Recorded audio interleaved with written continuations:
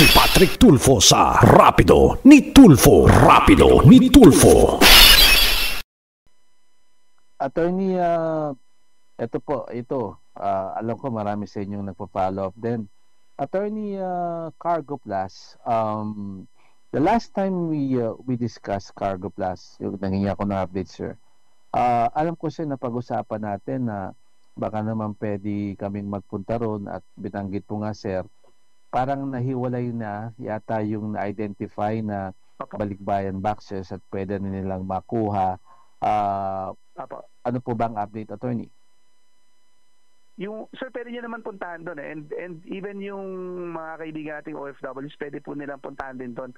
Yung processing lang kasi sir, naghihintay pa po kami nung approval nung waiver ng court charges, tulad po ng mga demorahe, gano'n. Opo. So, nag-commit na rin naman po si Commissioner Nepomuceno that he will talk personally to the managers of these private companies and then port operators para po mapabilis na to. Kasi nag-report din ako sa kanya, sabi ko, dyan kami medyo nadidelay, no?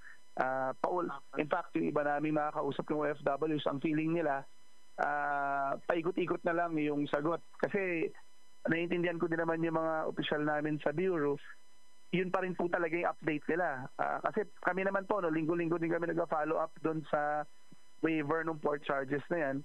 Pero di lang po talaga gumagalaw pa, no?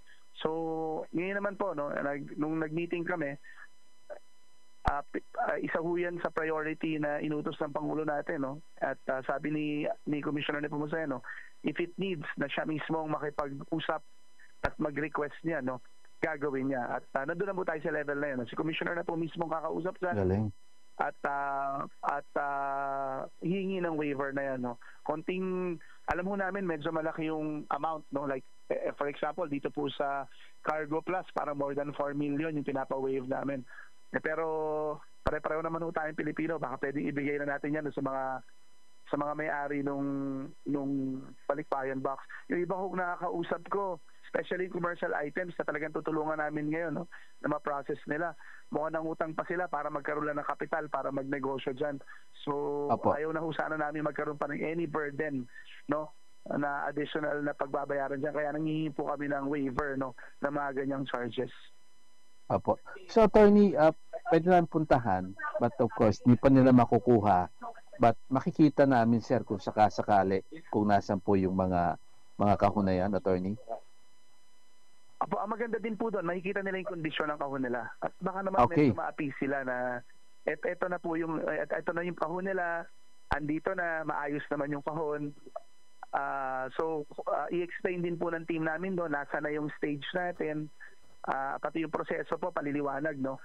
Kasi po, ano lang to hindi rin po naiintindihan, syempre, naiintindihan namin, no? Medyo komplikado yung sistema ng paglalabas ng isang container. At medyo hindi po naiintindihan minsan ng mga OFW sa atin, especially matagal na naghintay. Siguro po opportunity yun para makapagpaliwanag.